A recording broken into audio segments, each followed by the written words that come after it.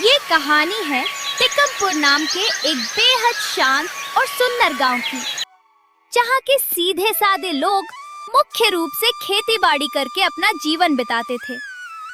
इसी गांव के एक छोर पर एक छोटा सा कच्चा मकान था, जिसमें सोहन नाम का एक सीधा साधा लड़का रहता था।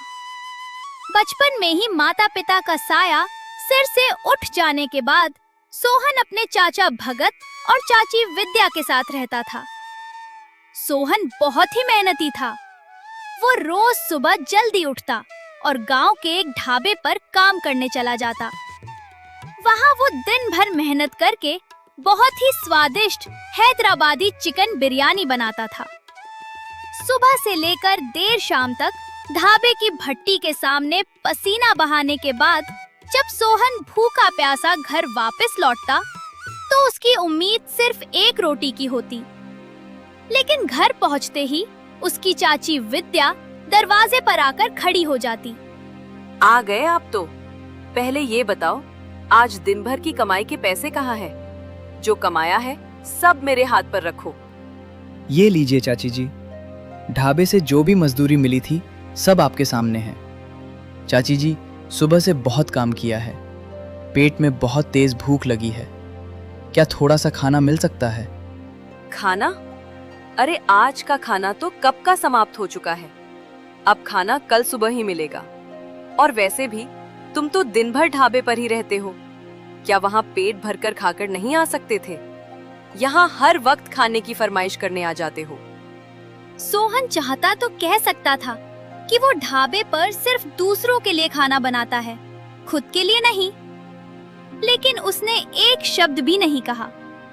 वो हमेशा की तरह अपनी चाची की कड़वी बातों को एक हल्की सी मुस्कान के साथ टाल देता और उस रात भी भूखे पेट ही सो गया। लगातार कई दिनों की कड़ी मेहनत और रात भर भूखे रहने के कारण सोहन की तबीयत ढीली पड़ गई थी। थकान इतनी ज्यादा थी कि अगली सुबह जब चिड़ियों की चहचहाट हुई तब भी उसकी आंख नहीं खुली। उसे थोड़ी देर तक नींद आ गई। तभी उसकी चाची कमरे में चिल्लाती हुई दाखिल होती है। वाह महाराज, अभी तक सोए हुए हैं। अगर तुम समय पर काम पर नहीं जाओगे तो पैसे कहाँ से आएंगे? क्या तुम्हें लगता है कि यहाँ मुफ्त में रोटी मिलेगी? चाची जी, बस आंख लग गई थी। तुम्हारे माता पिता अब इस दुनिया में नहीं हैं जो तुम्हें बिठाकर खिलाएंगे। हम तो सिर्फ तुम्हारे चाचा चाची हैं। अगर इस घर में रहना है तो मेहनत करनी होगी और पैसे लाने होंगे। अगर काम नहीं कर सकते तो अपने लिए कोई और जगह ढूंढ लो। माफ कर दीजिए चाची जी, मुझसे बड़ी गलती हो गई। मैं अभी ढाबे के लिए निकलता हूँ।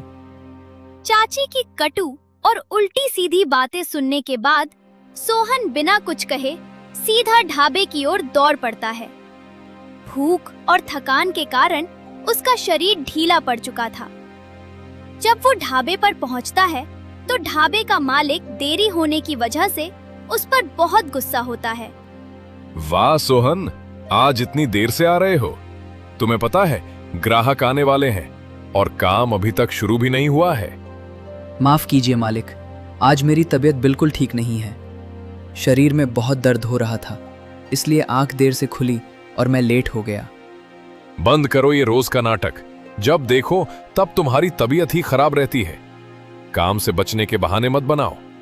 खैर, जो भी हो, आज तुम्हें अकेले ही पूरे ढाबे का काम संभालना होगा। कोई दूसरा कारीगर नहीं आएगा। मालिक, मेरी हालत बहुत खराब है। मैं इतने बड़े ढाबे का सारा काम अकेले कैसे कर पाऊंगा?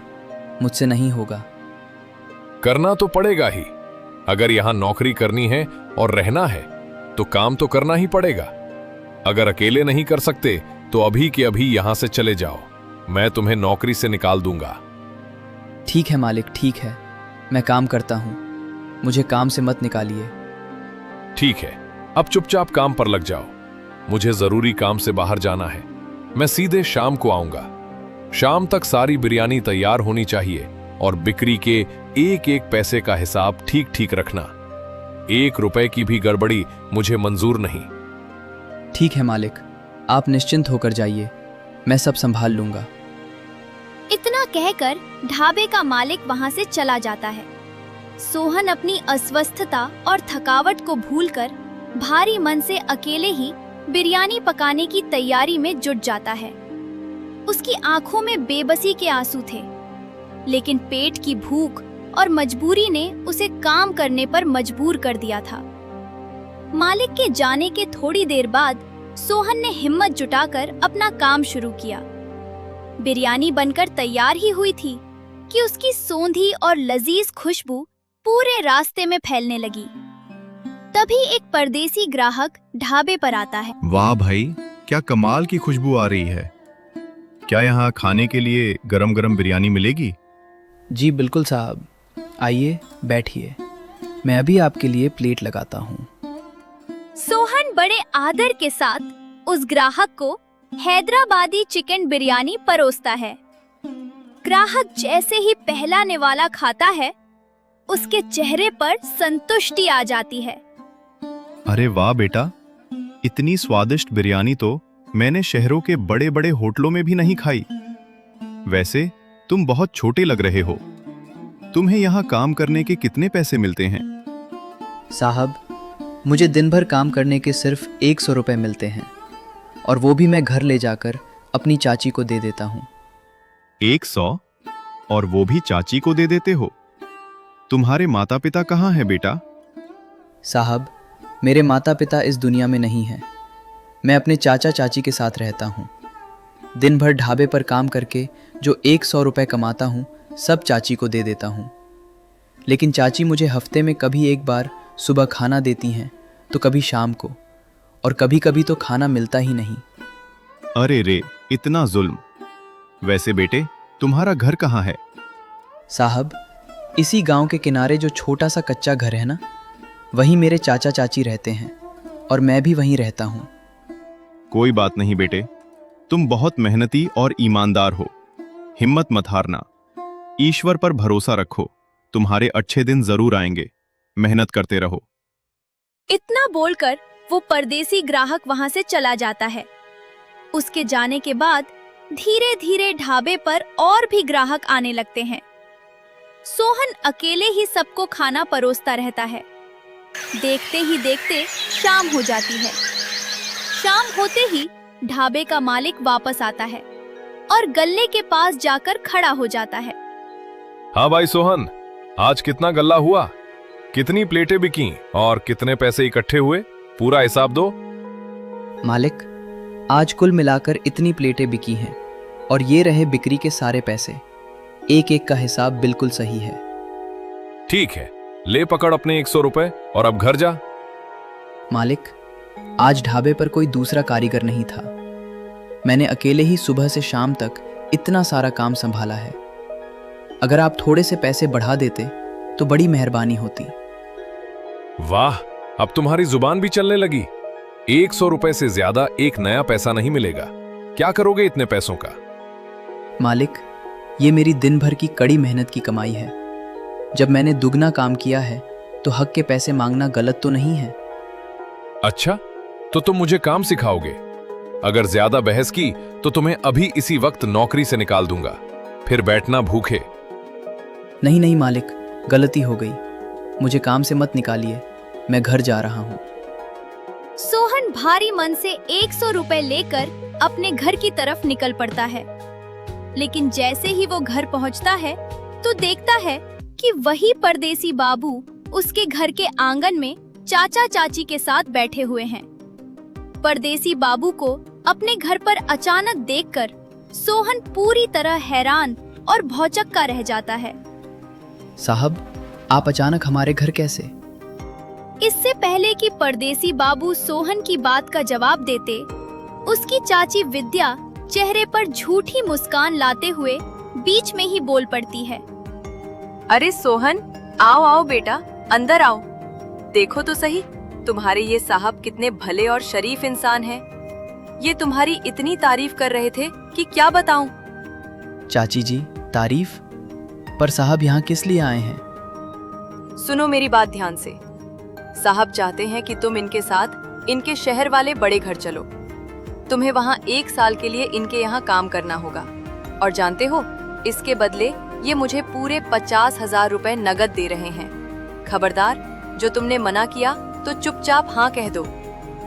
क्या 50,000 रुपए? चाची जी, सिर्फ 50,000 रुपए के लालच में आप मुझे 1 साल के लिए किसी अनजान शहर भेज रही हैं? अरे इसमें हर्ज ही क्या है? जाने में तुम्हें क्या दिक्कत हो रही है? साहब का घर भी तो तुम्हारे अपने घर जैसा ही होगा। जब तुम्हें वहां अच्छा काम और खाना मिलेगा तो तुम क्यों मना कर रहे हो? चुपचाप सामान बांधो और जाने की तैयारी करो। देखो बेटा, तुम्हें घबराने की कोई जरूरत नहीं है। तुम मेरे साथ चलो। मेरा घर बहुत अच्छा है और हमारे परिवार के सभी लोग बहुत सीधे सादे और अच्छे हैं। तुम्हें वहां किसी चीज की कमी नहीं होगी। वैसे भाई साहब, आपने ये तो बताया ही नहीं कि आपका घर किस गांव में है और आप सोहन से क्या काम करवाएंगे? जी, पहले तो मैं शहर में ही काम धंधा करता था, लेकिन अब सोच रहा हूं कि यही पास के किसी गांव में कोई नया काम शुरू करूं। मैं सोहन को अपनी दुकान पर रखूंगा या जहां मुझे ठीक लगेगा वहां रखूंगा। अच्छा, तो फिर आपका गांव कौन सा है? मेरा घर पास के नंद गांव में है। अरे नंदगांव, वहां तो हमारा अक्सर आना जाना लगा रहता है। हम सब तो हफ्ते की बाजार करने नंदगांव ही जाते हैं। ये तो बहुत अच्छी बात है। जब भी आपको मौका मिले, आप नंदगांव आकर सोहन से जरूर मिल लिया कीजिएगा। ठीक है भाई साहब, जाओ बेटा, कोई दिक्कत नहीं है। हम तुमसे मिलने जरूर आते रहेंगे। बस मन लगाकर अच्छे से काम करना, ताकि अगले साल मालिक खुश होकर और ज्यादा पैसे दे। ठीक है चाचा जी, आप निश्चिंत रहिए। मैं पूरी ईमानदारी और लगन से काम करूंगा। इतना कहकर सोहन अपना छोटा सा सामान समेटकर परदेसी बाबू के साथ नंदगांव के लिए निकल पड़ता है। रास्ते भर सोहन सोचता रहता है कि आखिर उसकी नई जिंदगी कैसी होगी। थोड़ी देर चलने के बाद परदेसी बाबू सोहन को लेकर अपने घर पहुंचते हैं। जैसे ही वे दोनों घर के आंगन में कदम रखते हैं, परदेसी बाबू की पत्नी कौशल्या दरवाजे पर आती है। अपने पति के साथ एक थके हारे अनजान लड़के को देखकर वो पूरी तरह चौंक जाती है। अजी सुनिए, ये कौन है आपके साथ? इतनी देर रात को आप इस बेसहारा से बच्चे को कहां से उठा कर ले आए? शांत हो जाओ भाग्यवान, सब बताता हूँ। वे बताते हैं कि कैसे बचपन में ही इसके माता पिता का साया उठ गया, कैसे इसके अपने चाचा चाची ने दिन रात इससे हाड़ तोड़ मेहनत करवाई, कैसे इसे भूखा रखा गया और अंत में सिर्फ 50,000 रुपए के लालच में एक अनजान इंसान के हाथों सौंप दिया। सोहन की कहानी सुनते सुनते कौशल्या की आंखें नम हो जाती हैं। हे भगवान, कोई अपने ही खून के साथ ऐसा जुल्म कैसे कर सकता है? बेचारे मासूम की तो कोई गलती भी नहीं थी, लेकिन अजी, आपने इसे यहाँ लाने का क्या सोचा है? सुनो, मैं गांव में अपना एक बिरयानी का ठेला शुरू करने जा रहा हूँ। हम दोनों मिलकर हैदराबादी चिकन बिरयानी बेचेंगे। ये लड़का बहुत ही हुनरमंद और मेहनती है। साहब, आप तो कह रहे थे कि आप बहुत बड़े शहर के रहने वाले हैं और आपकी बड़ी सी दुकान है। फिर ये ठेले वाली बात, क्या आपने मुझसे झूठ बोला था? हाँ बेटा, मुझे तुमसे झूठ बोलना पड़ा। मैं कोई शहर का बड़ा सेठ नहीं हूँ। मैं इसी नंदगांव का रहने वाला एक साधारण सा इंसान हूँ। लेकिन साहब, आपने ऐसा झूठ क्यों बोला? बेटा, अगर मैं कोई बड़ा सेठ बनकर 50,000 रुपए उनके मुंह पर नहीं मारता, तो तुम्हारे वो लालची चाचा चाची तुम्हें कभी मेरे साथ नहीं भेजते। मैंने तुम्हारे बारे में बहुत कुछ सुना था। मुझे पता था कि तुम कितने हुनरमंद हो और तुम्हारे साथ कितना अन्याय हो रहा है। मैं तुम्हें उस नरक से बाहर निकालना चाहता था। सोहन चुपचाप टकटकी लगाए अपने नए मालिक को देख रहा था। उसके दिल में अजीब सी हलचल हो रही थी। बेटा, मेरी और मेरी पत्नी की कोई संतान नहीं है। भगवान ने हमें औलाद का सुख नहीं दिया। आज से तुम इस घर में कोई नौकर बनकर नहीं रहोगे। तुम हमारे बेटे की तरह हो। अब तुम्हें इस बात की चिंता करने की बिल्कुल जरूरत नहीं है कि तुम्हारा कोई अपना नहीं है। अब तुम मुझे और कौशल्या को जो चाहो बुला सकते हो। चाहो तो चाचा चाची कहो या जो तुम्हारा दिल करे। ये घर तुम्हारा ही है। इतना सुनते ही सोहन की आंखों से आंसुओं का बांध टूट गया। सालों से जिस प्यार, ममता और अपनेपन के लिए वो तरस रहा था, वो आज एक अनजान मोड़ पर उसे मिल गया था। उसकी बेबसी आंसुओं के रूप में बह निकली। साहब, आज तक मुझे सिर्फ दुत्कार और ताने ही मिले थे। किसी ने कभी मुझे अपना नहीं कहा। आज से मेरे माता पिता, मेरे चाचा चाची जो भी हैं, सब आप ही हैं। मैं आपको ही अपने चाचा चाची कहूँगा। चाची जी, मैंने कल रात से कुछ नहीं खाया है। मुझे बहुत तेज भूख लगी है। क्या आप मुझे थोड़ा सा खाना दोगी?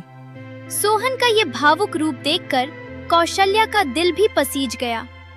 उसकी आंखों में भी ममता के आंसू छलक आए। तभी सोहन अपनी रोती हुई आवाज में अपने पेट पर हाथ रखते हुए बोला। चाची जी शब्द सुनते ही कौशल्या का कलेजा पसीज गया। जिस ममता को उसने सालों से अपने सीने में दबा कर रखा था, वो आज बाहर निकल आई। हाँ हाँ मेरे बच्चे, बिल्कुल मिलेगा। तूने तो मेरा दिल ही छू लिया रे। तू बैठ, मैं अभी तेरे लिए गरम गरम रोटियां और खाना लगाती हूँ। अब तुझे इस घर में कभी भूखा नहीं सोना पड़ेगा। कौशल्या बिना किसी देरी के रसोई से गर्मा गर्म खाना परोसकर ले आती है। जीवन में पहली बार सोहन ने बिना किसी ताने और बिना किसी डर के प्यार और ममता से भरा खाना खाया। पेट भर जाने के बाद सोहन के मन से सारा बोझ हट गया और वो चैन की नींद सो गया। अगली सुबह एक नई उम्मीद की किरण लेकर आई। सुबह सुबह सोहन और उसके नए चाचा गिरवर सिंह मिलकर गांव के चौराहे पर अपना ठेला लगाते हैं। सोहन बड़े ही उत्साह के साथ पतीले में चावल, खड़े मसाले और चिकन डालकर अपनी खास हैदराबादी स्टाइल चिकन बिरयानी पकाने लगता है। जैसे ही ढक्कन हटता है, पूरे नंदगांव गांव की गलियों में एक अद्भुत और सोंधी खुशबू फैल जाती है। खुशबू इतनी जबरदस्त थी कि राह चलते लोग खिंचे चले आते हैं। सबसे पहले 2 ग्राहक ठेले के पास आकर खड़े होते हैं। अरे वाह भाई साहब, क्या कमाल की महक आ रही है। इतनी लाजवाब खुशबू तो पूरे गांव में आज तक किसी खाने की नहीं आई। वैसे ये नया लड़का कौन है? इतना छोटा कारीगर कहां से ढूंढ कर लाए हो? अरे भाई, ये कोई मामूली कारीगर नहीं है। ये तो मेरे बड़े भाई का लड़का है। शहर में रहता था और बहुत ही जबरदस्त खाना बनाता है। मैं इसे अपने साथ यहाँ अपने काम में हाथ बटाने के लिए लाया हूँ। अरे भाई, कोई भी हो, लेकिन खुशबू तो बता रही है कि स्वाद में बहुत दम है। जरा एक एक प्लेट लगाकर तो देखो, जायका कैसा है। सोहन तुरंत चेहरे पर मुस्कान सजाकर दोनों ग्राहकों के सामने गर्मा गर्म हैदराबादी चिकन बिरयानी की प्लेट सजा देता है। दोनों ग्राहक जैसे ही पहला निवाला खाते हैं, स्वाद के मुरीद हो जाते हैं। अरे बाप रे, क्या स्वाद है। ऐसी स्वादिष्ट और मसालेदार बिरयानी तो हमने जिंदगी में कभी नहीं खाई। सच में भाई, दिल खुश हो गया। अच्छा ये बताओ, एक प्लेट बिरयानी का क्या दाम रखा है? जी भाई साहब, सिर्फ 30 रुपए प्रति प्लेट। अरे सिर्फ 30 रुपए? इतने कम दाम में इतनी बेहतरीन बिरयानी, ये तो बहुत बढ़िया बात है। दोनों ग्राहक भरपेट खाना खाते हैं और तारीफ करते हुए पूरे गांव में सोहन की बिरयानी का ढिंडोरा पीट देते हैं। देखते ही देखते नंदगांव गांव के कोने कोने से लोग ठेले की तरफ खिंचे चले आने लगते हैं। सोहन की बिरयानी का जादू ऐसा चला कि दोपहर होते होते ठेले पर ग्राहकों की लंबी कतार लग गई। शाम जब गिरवर सिंह और सोहन मिलकर गल्ले की गिनती करते हैं, तो उनकी आंखें फटी की फटी रह जाती हैं। पहले ही दिन उनकी उम्मीद से कहीं ज्यादा बिक्री हुई थी। मेहनत रंग ला रही थी। सोहन के हुनर और चाचा के सहयोग ने नंदगांव में एक नया इतिहास रच दिया था। वे ठेला बंद कर घर पहुंचे। अरे कौशल्या, देखो तो सही। देखो आज सोहन ने क्या कमाल कर दिखाया। मैं तो आज बहुत थोड़ा सा ही सामान ले गया था, लेकिन 2-4 घंटे के अंदर ही सारा माल बिक गया। इतने कम समय में इतनी अच्छी कमाई हुई है कि क्या बताऊं। क्या सच में सारा खाना बिक गया? बेटा सोहन, सच में तुम हम दोनों के लिए किसी भगवान के रूप से कम नहीं हो। हमने गांव में कई बार दुकानें खोलने की कोशिश की, तरह तरह के काम किए, लेकिन हमारा कोई भी काम कभी चल ही नहीं पाया। पर आज तुम्हारे हाथों ने ऐसा जबरदस्त जादू दिखाया कि पूरा गांव तुम्हारी बिरयानी की तारीफ कर रहा है। तभी कौशल्या का मन थोड़ा सा सहम जाता है। अतीत में सोहन के साथ हुए धोखे को याद करके उनके दिल में एक अनजाना डर समा जाता है। बेटा, आज तो सब अच्छा हो गया, लेकिन एक बात बताओ, कभी पैसे और कामयाबी मिलने के बाद तुम हमें अकेला छोड़कर तो नहीं चले जाओगे ना? चाची जी, ऐसा दिन मेरी जिंदगी में कभी नहीं आएगा। मैं आपको और चाचा जी को छोड़कर कहीं नहीं जाऊंगा। जब पूरी दुनिया ने मुझे ठुकरा दिया था, तब आप दोनों ने ही मुझे सहारा दिया और अपने बच्चे की तरह गले लगाया। चाहे कितनी भी मुश्किलें आ जाएं, भले ही सब कुछ मिट क्यों न जाए, लेकिन मैं अपने इस नए परिवार को कभी छोड़कर नहीं जाऊंगा। आप दोनों ही अब मेरा सब कुछ हैं। सुनो कौशल्या, अब बातें बंद करो और बेचारे सोहन को आराम करने दो। सुबह से ठेले पर बहुत काम किया है, थक गया होगा। बेटा सोहन, तुम जाओ और अपने कमरे में जाकर आराम कर। लेकिन दूसरी तरफ टिकमपुर गांव में सोहन के पुराने चाचा चाची के घर का माहौल बिल्कुल अलग था। जैसे ही उनकी जेब में 50,000 रुपए आए, उनके दिमाग पर लालच का भूत सवार हो गया था। सुनो जी, मुझे तो लगता है कि इस बार हमने उस लड़के के सिर्फ 50,000 रुपए मांगकर बहुत बड़ी गलती कर दी। अच्छा, तो तुम क्या चाहती थी? जब वो परदेसी इतना बड़ा सेठ है और सोहन की बिरयानी का इतना बड़ा दीवाना है, तो अगली साल जब साल खत्म होगा ना, तब हम उससे सीधे 70,000 रुपए मांगेंगे। अरे पागल औरत, तू भी क्या छोटी सोच रखती है? 70,000 रुपए क्यों? अगली बार हम उस सेठ से पूरे 1 लाख रुपए ऐंठेंगे। अगर वह 1 लाख रुपए नहीं देगा, तो हम सोहन को उसके साथ वापस जाने ही नहीं देंगे। अरे वाह जी, आपने तो बहुत कमाल की बात सोची।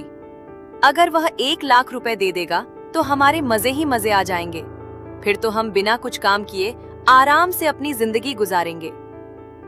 सोहन के पुराने चाचा चाची को जरा भी अंदाजा नहीं था कि जिस लड़के को उन्होंने बेसहारा समझकर 50,000 रुपए में बेचा था, वो अब किसी का नौकर नहीं, बल्कि अपने नए परिवार का सहारा और बेटा बन चुका था। उधर कमरे में बिस्तर पर लेटे सोहन छत की ओर ताक रहा था। आज महीनों बाद उसके पेट में भरपेट खाना था और दिल में एक अजीब सी शांति थी। अतीत की सारी पुरानी और कड़वी यादें उसके दिमाग में तैर रही थीं, लेकिन आज उन यादों में दर्द नहीं, बल्कि एक सुकून भरा एहसास था। हे भगवान, आपने बचपन में ही मेरे माता पिता को मुझसे छीन लिया था। मैंने कभी उनका चेहरा नहीं देखा, न कभी उनकी ममता को महसूस किया। जिन चाचा चाची के पास पला बढ़ा, उन्होंने तो मुझे सिर्फ ताने दिए और बिकाऊ सामान समझा। लेकिन आज मुझे इन नए चाचा चाची के रूप में अपने असली माता पिता की झलक दिख रही है। चाची कौशल्या का वो प्यार से खाना परोसना और चाचा गिरिवर का मुझ पर ऐसा अटूट विश्वास, ये सब तो सिर्फ सगे माँ बाप ही कर सकते हैं। ईश्वर, आपका बहुत बहुत धन्यवाद जो आपने मुझे इतना प्यारा परिवार दिया। अगली सुबह होती है। सूरज की पहली किरण के साथ ही सोहन और उसके नए चाचा मुस्कुराते हुए चौराहे पर अपना ठेला लगाते हैं। फिर से वही सोंधी खुशबू हवा में तैरने लगती है और गांव वाले बड़े चाव से हैदराबादी चिकन बिरयानी खाने जुटने लगते हैं। देखते ही देखते वक्त का पहिया घूमता गया। एक दिन दोनों चाचा भतीजा ठेले पर ग्राहकों को बिरयानी परोस रहे थे। तभी टिकमपुर वाले पुराने चाचा भगत और चाची विद्या वहां आ पहुंचते हैं। उनके चेहरे पर वही पुराना लालच छलक रहा था। क्यों भाई साहब, लगता है आप दोनों ने बहुत पैसे कमा लिए। हाँ भाई, पैसे तो खूब कमाए हैं, और ये सब इस सोहन की मेहनत और हुनर का फल है। मैंने तो गांव में एक अच्छा खासा पक्का घर भी बनवा लिया है और बहुत जल्द एक बड़ी सी गाड़ी भी लेने वाला हूं। क्या बड़ी गाड़ी? इतना पैसा कमा लिया? देखिए भाई साहब, 1 साल का समय पूरा हो गया है। अब मैं सोहन को वापस अपने घर टिकमपुर ले जा रहा हूं। पुराने चाचा की बात सुनते ही सोहन आगे आता है। उसकी आंखों में अब कोई डर या बेबसी नहीं थी, बल्कि एक अद्भुत आत्मविश्वास था। चाचा जी, चाची जी, मैं अब कभी आपके साथ उस घर वापस नहीं जाऊंगा। मेरा परिवार अब यही है और मैं इन्हीं के साथ रहूंगा। अरे बेटा सोहन, मान जाओ ना, ऐसी जिद क्यों कर रहे हो? आखिर हम भी तो तुम्हारे सगे चाचा चाची हैं। कौन से चाचा चाची? वही चाचा चाची जो दिन भर मेहनत करवाने के बाद भी पैसे छीन लेते थे और रात को भूखा सुला देते थे। आज ईश्वर की कृपा और मेरे नए माता पिता के आशीर्वाद से मेरी ऐसी हैसियत हो गई है कि मैं तुम जैसे इंसानों को साल भर बैठाकर खिला सकता हूँ। बेटा सोहन, हमसे बहुत बड़ी गलती हो गई, हमें माफ कर दो बेटा, अपने घर वापस चलो। चाचा जी, मैं आपको माफ़ ही कर रहा हूँ, इसीलिए बहुत प्यार से समझा रहा हूँ कि आप यहाँ से चले जाइए। आप मेरा खेत ले लीजिए, मकान में मेरा हिस्सा रख लीजिए, मुझे उस संपत्ति में से कुछ नहीं चाहिए। और हाँ, भविष्य में अगर कभी आपको मेरी ज़रूरत पड़े तो अपना समझकर निसंकोच मदद मांगने आ जाना। मैं मना नहीं करूँगा, लेकिन मैं इस परिवार को छोड़कर कहीं नहीं जाऊँगा। सोहन के इस दो टूक जवाब, करारे सबक और उसकी महानता के आगे पुराने चाचा चाची का सिर शर्म से झुक जाता है। उनके पास कहने के लिए कोई शब्द नहीं बचते। वे अपनी कड़वी हार और लालच का पछतावा लिए चुपचाप वहां से उल्टे पांव लौट जाते हैं।